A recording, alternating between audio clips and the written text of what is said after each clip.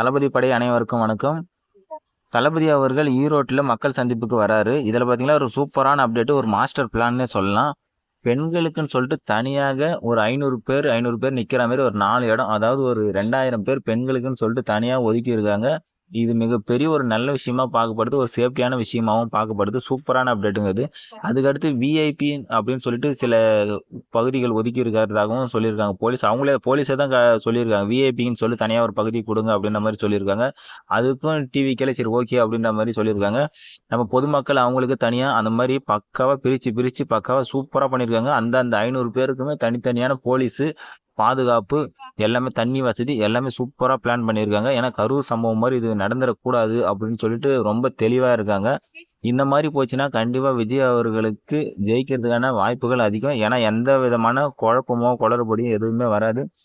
அவங்க தனியாக நின்று பார்த்துட்டு விஜய் அவர்களை பார்த்துட்டு கடந்து போகிற மாதிரி சூப்பராக பிளான் பண்ணியிருக்காங்க. இதையுமே எஸ்பி அவர்கள் பார்த்தீங்கன்னா போய் நேரில் பார்த்து எல்லாமே ஆய்வு பண்ணி முடிச்சிட்டாங்க. இது யாரோட பிளான் கேட்டிங்கன்னா கண்டிப்பாக இது செங்கோட்டையன் அவர்கள் தான் இது பிளான் பண்ணி கொடுத்துருக்காரு. முக்கியமாக தளபதி விஜய் அவர்கள் பார்த்தீங்கன்னா ஒரு அதிகமான ஒரு கரூர் சம்பவத்துக்கு அப்புறம் எங்கேயுமே போனதில்லை. ஏன்னா இப்போ தான் ஈரோட்டுக்கு போகிறாங்க. ஈரோட்டில் ஏன் போகிறாருன்னு பார்த்தீங்கன்னாக்கா ஒரு செங்கோட்டையன் அவர்கள் மீது இருக்கிற ஒரு நம்பிக்கையின் காரணமாக தான் போகிறாங்க.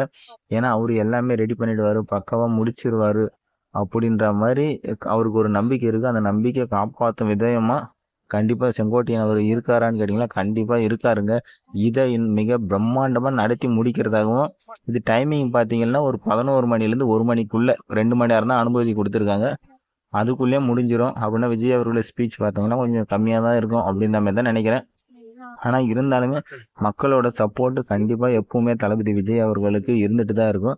இப்போது நம்ம சென்னை சைடு அந்த சைடு எல்லா பக்கமும் தளபதி அவர்களுக்கு சப்போர்ட் இருக்குது. ஆனால் இப்போ ஈரோடு பக்கம் கொஞ்சம் பலவீனமாக இருந்தாலும் இப்போ பலம் அதிகமாக தான் இருக்குது. இன்னும் டிஎம்கேலேருந்து நாம் தமிழர் கட்சியிலேருந்து ஏடிஎம்கேலேருந்து வந்து இணைஞ்சிட்டே தான் இருக்காங்க நம்ம தமிழக வெற்றி கழகத்தில். அங்கே செங்கோட்டையன் அவர்கள் டெய்லியும் ஒரு சம்பவம் பண்ணிட்டு இருக்காருங்க. வீடியோ எடுத்து போடுறாரு. நீங்கள் எத்தனை பேர் பார்த்தீங்கன்னு தெரியல. அவர் நாங்கள் ஃபாலோ பண்ணிட்டு தான் இருக்கோம். அவருமே ஒரு நாளைக்கு ஒரு 100 பேர் 200 பேர் இணைச்சிட்டே தான் இருக்காரு. இது ஒரு சின்ன விஷயம் கிடையாதுங்க, இது மிகப்பெரிய விஷயம். இந்த மாதிரி விஷயம் பார்த்தீங்கன்னா நம்ம எலெக்ஷனுக்கு முக்கியமாக தேவைப்படும். ஏன்னா அந்தந்த ஊரில் தமிழக வெற்றி கழகம் ஆளுங்க இருந்தால் தான் அந்த ஓட்டு போடுற இடத்துல கண்காணிக்க முடியும், ஒரு பலமாக இருக்கும். கண்டிப்பாக அது செங்கோட்டையன் அவர்கள் கரெக்டாக அதை காய் நகர்த்தி கரெக்டாக அந்த எலெக்ஷனுக்கு என்னென்ன தேவையோ அந்த மாதிரியான விஷயத்தங்களை கரெக்டாக பண்ணிட்டு வராருங்க. அந்த வகையில் அவர் கண்டிப்பாக பாராட்டணும். இதுக்கு தான் ஒரு அனுபவம் நிறைந்தவர் வேணும் அப்படின்னு சொல்கிறது. நிறைய பேர் செங்கோட்டையனை இப்போ பார்த்தீங்கன்னா அவதூறு பரப்பிட்டு வராங்க. அது யாரும் நம்பாதீங்க. நம்ம சேனல் தளபதி சேனல் ஒரு லைக் பண்ணிக்கோங்க.